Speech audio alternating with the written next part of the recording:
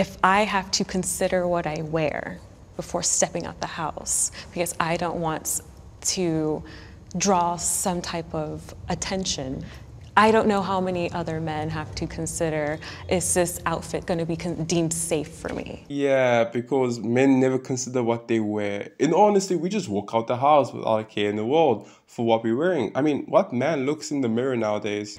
Any situation that I've experienced where like I physically felt endangered simply because I don't want to give my number out. It's part of that entitlement for men. You're not entitled a conversation with me, you're not entitled to my number. A key mistake that people make is that of one negative experience, they lump all men into that same category. Here's the secret: most men can't even work up the courage to walk up to a girl, let alone feel entitled to a girl's number. Why do you think these fraud dating gurus are so popular? That aside, it's like, are you gonna make one example of the entitlement of men when it comes to asking for your number be the all-encompassing thing that all men have a problem when it comes to approaching women? Well, firstly, it's not just an example. It's not necessarily all men. I don't dislike men. I love sports, I play video games. I have bros, I hang out with dudes. This is what racist people say when they're accused of racism. Well, I'm not racist. My cousin's friend who lives down the road, he's black, thus logically speaking, I can't be racist. You know you're racist when that's your prime defense. Women are trying to dismantle is those traditional gender roles. Are there any feminist organizations that have done anything, for example, to challenge bias against men and fathers in the family court system? Absolutely. Can you please give me a list of feminist advocacy organizations that have engaged in any meaningful advocacy to address those issues? Because there are actually none. Okay. I know that you came with your little research or whatever. I didn't come with a list of feminist organizations, but I know actively that there are women's organizations that are trying to dismantle those inequalities. Just one name, just one Again, organization. I didn't come with a list, my dude. There are no such organizations. Again. Yes, she actively knows of feminist organizations that support men's rights, but she just can't name one. Don't blame her, blame yourself, you judgmental freaks. But it turns out it's the air conditioning that's sexist. I know. So many women in our office have the exact same problem. You know, we just sit there absolutely freezing at our desks trying to type. You can probably tell I've got a cold right now, which I blame all on the AC. And so it's just so actually quite nice to see this research. It's just such a relief to know that there's actually proof that this is happening, that women, you know, do feel the cold more than men, and that the AC in offices is normally regulated more for a male's temperature than a woman. Logically speaking, the only possible reason why women are getting cold in the office is because of the patriarchal, sexist system that is the AC. Well, according to her. Yeah, exactly. And I think, you know, one of the biggest problems is that often in offices, it is men who control temperatures. You know, that's just something I've found anecdotally. And because majority of the men in offices seem to be absolutely fine with the temperatures, you know, women kind of just sit there on the corner feeling absolutely frozen. That might be down to the fact that people who tend to control the AC tend to be the supervisor or managers, and in your anecdotal experiences, it just so happens that the people in charge just so happen to be men. We're trying to figure out what the right amount of space for a person to take up on the train is. Are you familiar with the term manspreading? Manspreading? No, I'm not. I try my best not to manspread. I mean, the only reason my legs are open is because there's a bag between it, but otherwise, I'm sit regularly. It's really annoying when people manspread. I've been the victim of manspreading. Manspreading is one of those stupid words where people place the word man in front of another word and making it into a negative connotation, which is stupid. One of the reasons why dudes tend to sit with their legs open is because we have balls, ding, ding, ding, and it just so happens we don't like squashing them. Hey you. Yes, you. If somehow you're enjoying this video and you find it somewhat entertaining, why don't you just leave a like and subscribe? It's free. I think the issue here is that his comments are irresponsible in an environment where there is such a strong gender imbalance still in the sciences.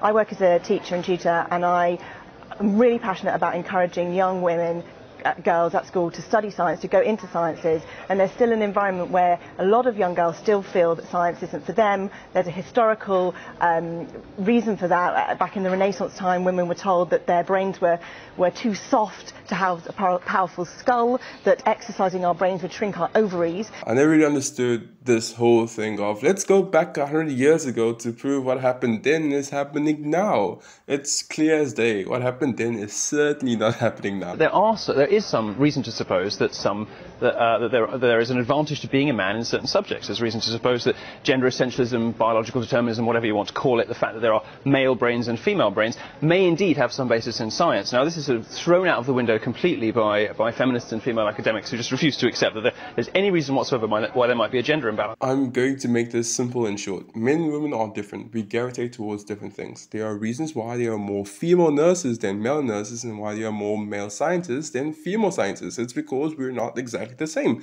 We are different. It's not a social construct either. No one is walking up to a 13-year-old girl on the computer telling her, hey, you shouldn't be on the computer, you should go read poetry. And two, if you look at equality in society, if you look, for example, at Bangladesh versus Norway, what you notice is the number of women in science and technology subjects actually goes down as societies get more equal, because women simply don't make the same choices that female academics and feminists would like them to. Women actually don't want to go into the sciences on the whole, and when they have every option available to them, they tend to choose not to. So what Maro is referring to over here is the study that was done that basically concluded that when left to make their own choices, generally men and women tend to gravitate towards different things.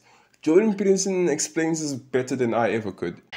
People being able to have different choices and having equality of outcome. Aha, well, so you're going to have choices and equality of outcome. What if people choose different things, which is what they've been doing in Scandinavia? So the Scandinavian countries have moved more towards gender equality than any other countries, and the personality differences in Scandinavia have increased rather than decreased, and the proportion of women who are choosing STEM fields has decreased rather than increased. So as cultures become more gender neutral, the number of women who choose STEM fields decreases. What do you mean by STEM fields? So science, technology, engineering, and mathematics. So if you let men and women make their choices, what actually happens is that they specialize in different situations, and you don't get equality of outcome. Could they not have been programmed to have those views from the moment we raise them and give boys Lego and construction? No, because what happens is that as countries get more egalitarian, which means there's less programming of that sort, the differences get larger, not smaller. And the scientific data on that is clear, and most of it was generated by people who have a left-leaning bias, so you can't blame it on conservative scientists. It was a shock to everyone to find that out.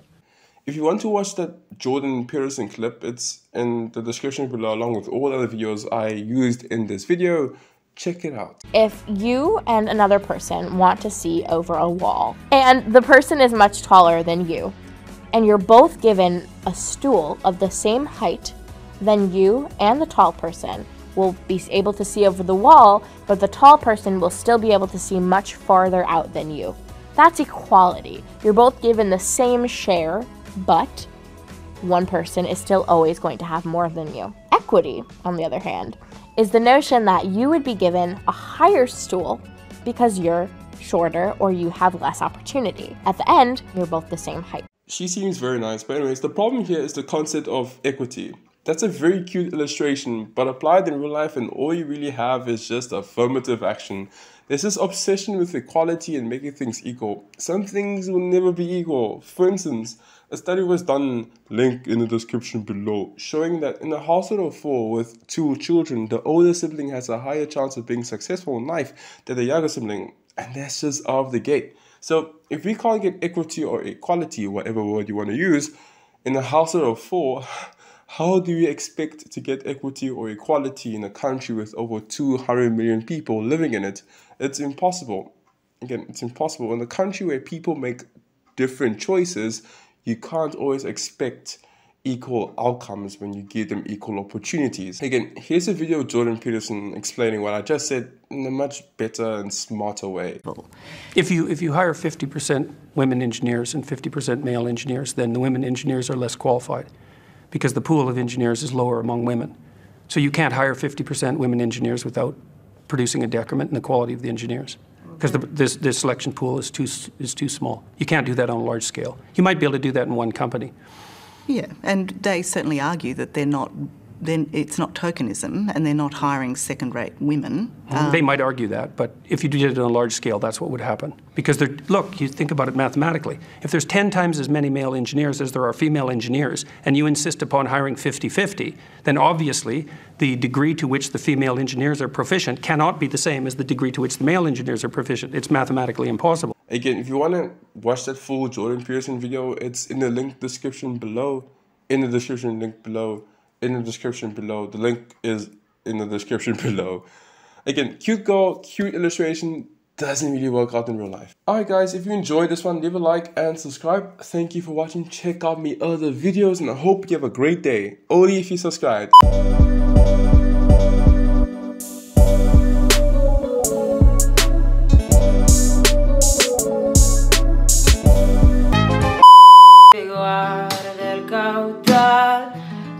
El aire que respiro yo y la luz de la luna en el mar, la garganta que ansio mojar y temo ahogar.